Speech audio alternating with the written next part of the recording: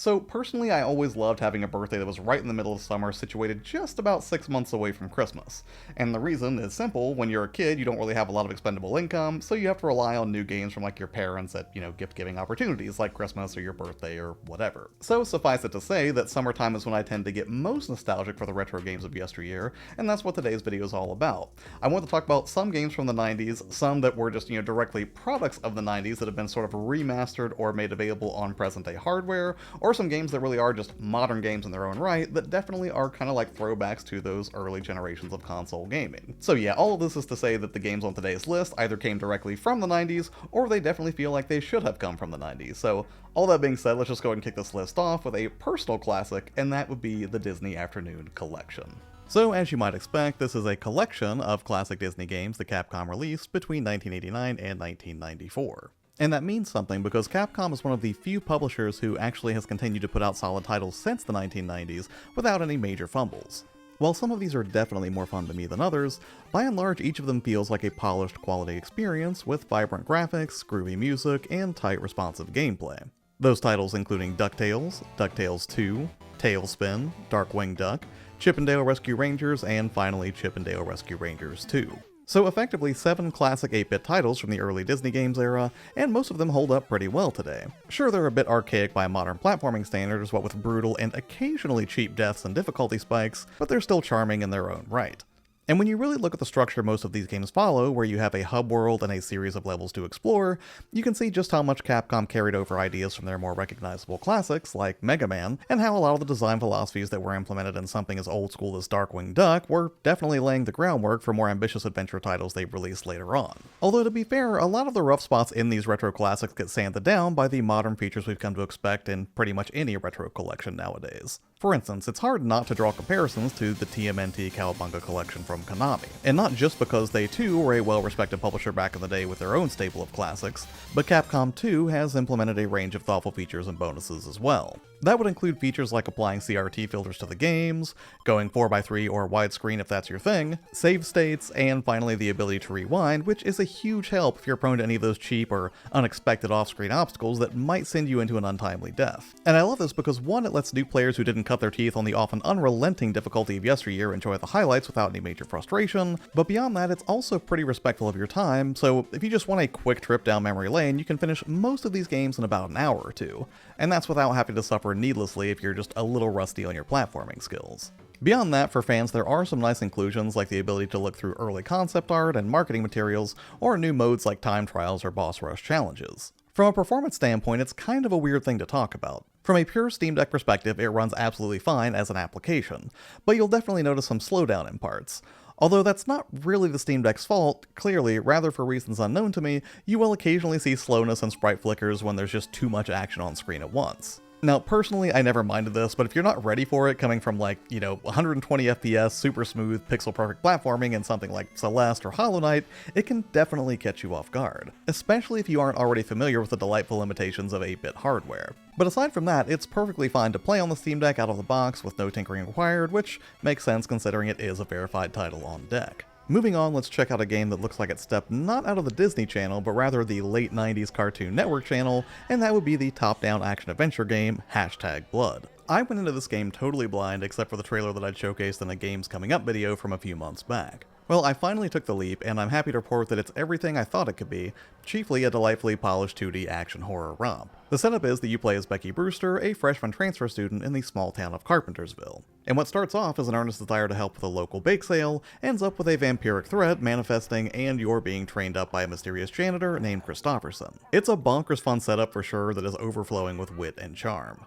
Along the way, you'll constantly be checking social media updates through the in-game social platform Perch, which also serves as a quest tracker of sorts. Outside of keeping an eye on which stories you're chasing down in Carpentersville, this also lets you connect with the friends you meet along the way, review a map of the town to keep a close eye on your next objective, and review the items that you've collected along the way, which, in a very 90s way, also includes a version of Pogs which I was just completely delighted to find as I kept working my way through this quirky adventure. When you're not exploring or piecing together the larger mystery of the vampiric threat, you'll also be engaging in a range of puzzles, platforming challenges, and of course, combat. What starts off as bare-fisted brawling slowly starts to get upgraded as you unlock new gear and abilities for Becky. And for the most part, it feels great, though I'm expecting the combat will continue to evolve as the story progresses. There's a lot of enemy pattern recognition and split-second timing to master as you roll around and bash rats, bugs, and eventually more otherworldly foes. And all of this is jammed into a fairly dense world to traverse that is just chock full of secrets and hidden items, making it a really fun game to immerse yourself in. And it's definitely one that I'm going to spend some time with this Halloween. My only real complaints so far are fairly minor.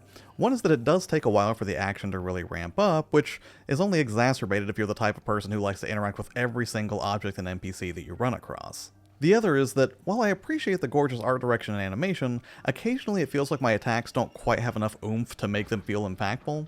Now, to be fair, I'm still a far cry from having collected all of Becky's combat upgrades, so that may be a moot point later on. I think it's just that in the early game, your initial punches don't feel that impactful, but again, I expect that as the game goes on, that's probably going to be less of a concern. Steam Deck performance is rock solid as a verified title, and I didn't have to make any tweaks or adjustments for a smooth frame rate or responsive controls. So if you grew up as more of a Cartoon Network kid than an early 90s Nickelodeon kid like I was, you will probably love this, particularly if you have a soft spot for top-down games in the vein of classic Zelda titles or Binding of Isaac, which I'm positive served as at least some inspiration here.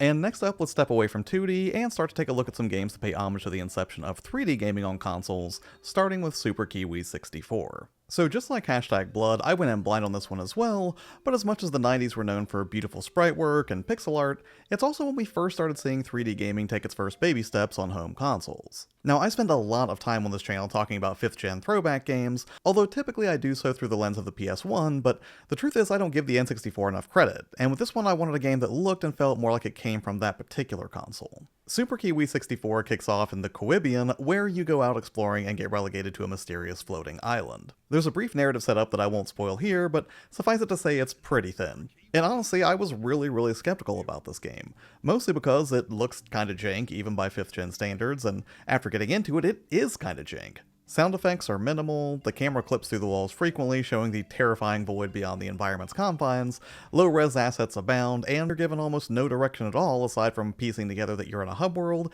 and in a Mario 64 paintings-esque way, you slip into and out of various subworlds collecting things to help you escape the island. And yet, you'd think that with all of these issues adding up that this would be, at best, a pretty unremarkable platformer. But what Super Kiwi 64 has in rough edges, it more than makes up for in two key areas: level design and mechanics. Despite how much I wanted to pick this one apart and figured I'd move on to something else for this list, it's just fun to play.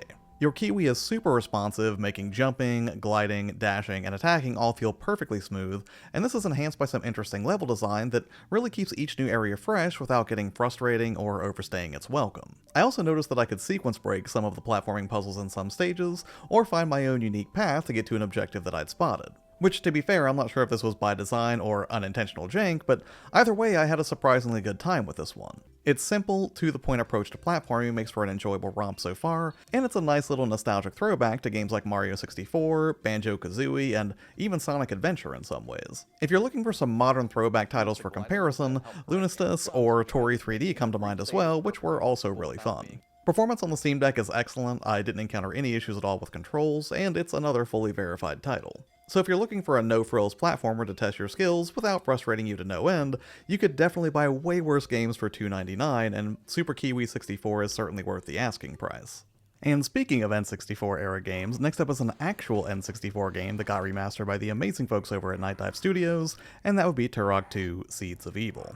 Speaking retroactively, Turok 2 was an absolute stunner in its heyday, revered by critics for its visuals and high adrenaline action. I wouldn't say it quite ascended to the heights of GoldenEye in terms of FPS games we most fondly remember from the era, but it's solid enough that it warranted this remaster, and true to form, Night Dive Studios knocked it out of the park, taking a classic action game and then updating it with some modern conveniences. Kicking off with a new Turok, Joshua Fireseed, you'll be facing off against an alien entity called the Primogen, who has legions of dino-based enemies ranging from raptors to Primogen troopers, who are out to stop you from completing your task. Having been awakened by the events of the original Turok, Primogen's on a mission to destroy 5 powerful energy totems, which will unleash him to wreak havoc on the universe. But honestly, I didn't get real wrapped up in the story back then, and it's not that appealing to me now, save for a light dusting of additional sci-fi, which I can certainly appreciate. Ultimately, a lot of that takes a quick backseat to the action, exploration, and platforming, which has held up surprisingly well in the 25 years since its original release. And it certainly looks better than it did back in 1998, when I'm sure my poor N64 was stressing that expansion pack to its absolute limits.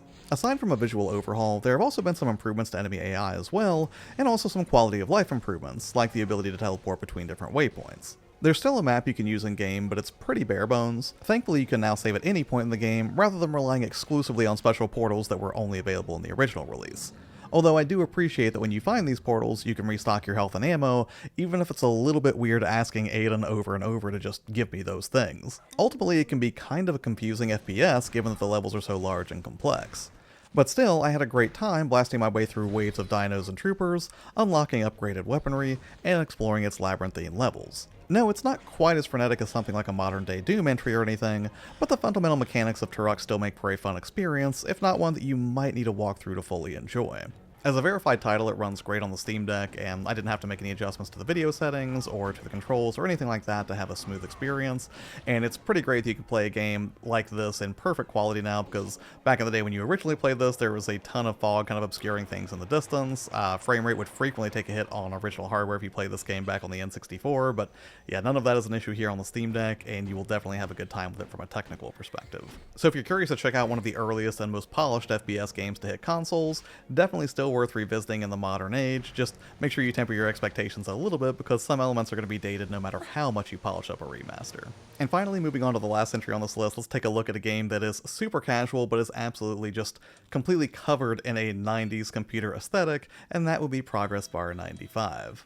So this might be the most 90s thing on this list, and it is super fun as a lightweight nonsense game that emulates the feel of using a computer in the Windows 95 days. And as someone who actually used a computer as far back as the Windows 3.1 days, I can tell you this is an incredibly charming blast from the past. At its core, it's a simple game of catching falling bits of data to fill up a progress bar. Although occasionally it mixes up the formula with bits that you want to avoid, or breakout style balls that will fall into the screen, granting you bonus points so you can keep the ball bouncing amidst the chaos of trying to fill up your progress bar. But lots of period appropriate annoyances get in your way as you try to accomplish all of this. For instance, a version of the original AI assistant Clippy will randomly hop on your screen to help and literally just gets in the way, which is kind of a brain-bending commentary on his getting in the way figuratively in the 90s, but then literally in this game that came out in 2010. In between the raw act of filling up the progress bar, you'll also be treated to a fairly enjoyable sense of progression. The more levels you clear, the more upgrades you unlock for your mid-90s computer, including graphics card upgrades that will bump you up to 256 colors, sound upgrades, more RAM and storage, and while most of this doesn't explicitly impact your performance in-game, it's still satisfying clearing more and more levels, if for no other reason than just to see what other retro upgrades are going to pop up as you continue to make your way through its levels. Now this does play great on the Steam Deck, but much like Puss from last year, you will definitely have the best time using an actual mouse for this one. Technically it does have controller support baked in if you want to visit the game's version of a Windows control panel, but it's so imprecise based on the speed of the falling data and how quickly you have to react to not only catch said data, but also deal with Clippy or other annoying pop-up windows that I can't imagine it would be a good experience playing it this way. Plus, we are talking about a game that's looking to emulate a computer experience anyway, so you'll probably want to use a mouse and keyboard just to complete that Windows 95 nostalgia vibe. It's only $5, and if you can find it on sale even cheaper, you should definitely take the leap on this one. Especially if you're an aging millennial like me who spent a lot of time on computers in that era, and just might, have some wistful longing for a simpler time in computing before we had to worry about things like, corporate data breaches or social media or whatever. Basically, at the end of the day, this is more of a nostalgic experience rather than a fully blown game, so as long as you have your expectations properly calibrated and have an appreciation for the earliest days of the Windows operating system, it's a pretty fun little experience. Alright, and that's it for this one, and honestly this was a really difficult video to make, because how do you narrow down just 5 games when you have thousands of possibilities from an entire decade of titles from, the retro consoles of yesteryear?